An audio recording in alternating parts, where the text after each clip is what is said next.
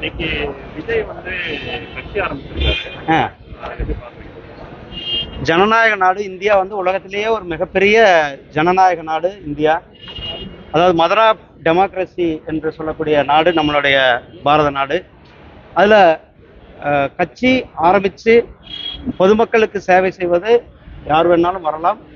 அதில் நம்மளுடைய தமிழகத்தை சார்ந்த நல்ல சிறந்த சினிமா நடிகர் திரு விஜய் அவர்கள் ஒரு கட்சி தொடங்கி மக்களுக்காக சேவை செய்ய வேண்டும் என்ற நோக்கில் அவர் வந்திருக்கிறார். என்னுடைய வாழ்த்துக்கள் அவருக்கு. அதை நான் வரவேற்கிறேன். முக்கியமா இரண்டு வேர்டு வந்து ரொம்ப குறிப்பிட்டத்தக்க ஊழல் மனித அரசியல் கலாச்சாரம் ஒரு புறம் இருக்க அந்த மக்களை சாதி மத வேதங்கள் வாயிலாக பிளவுபடுத்தத்திற்கும் அரசியல் இருபுறத்திற்கும் நடுவே மக்கள் பாதிக்கப்பட்டு கொண்டிருக்கிறாங்க அப்படின்னு சொல்லி மென்ஷன் பண்ணி. அதாவது ஒவ்வொரு கட்சியும் ஒவ்வொரு கொள்கைகள் சொல்லுவாங்க. அதுல வந்து இன்றைக்கு தமிழகத்துல உங்களுக்கு தெரியும், ஊழல் வந்து ஒரு மிகப்பெரிய ஒரு பிரச்சனையாக இருந்து கொண்டிருக்கிறது.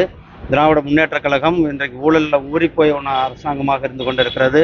2G ஊழல் தொடங்கி இப்படி தமிழகத்திற்கு ஒரு மிகப்பெரிய ஒரு அவமானத்தை கொடுத்த ஊழல்கள் எல்லாம் தமிழக அரசியல்வாதிகளால் செய்யப்பட்டிருக்கின்ற அந்த ஊழல்கள்.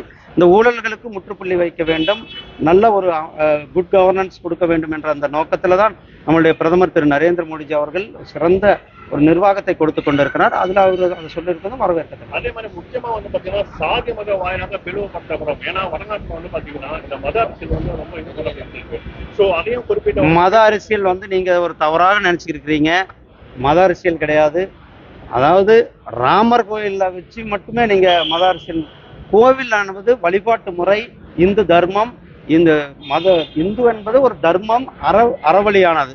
அப்படி இருக்கும் பொழுது நீங்க அதை வந்து மத அரசியல் என்று நாம் சொல்ல முடியாது. ஒரு ஆன்மீக இடத்திற்கு போவதை மத அரசியல்ன்றது கூட நம்ம எடுத்துக்கொள்ள முடியாது.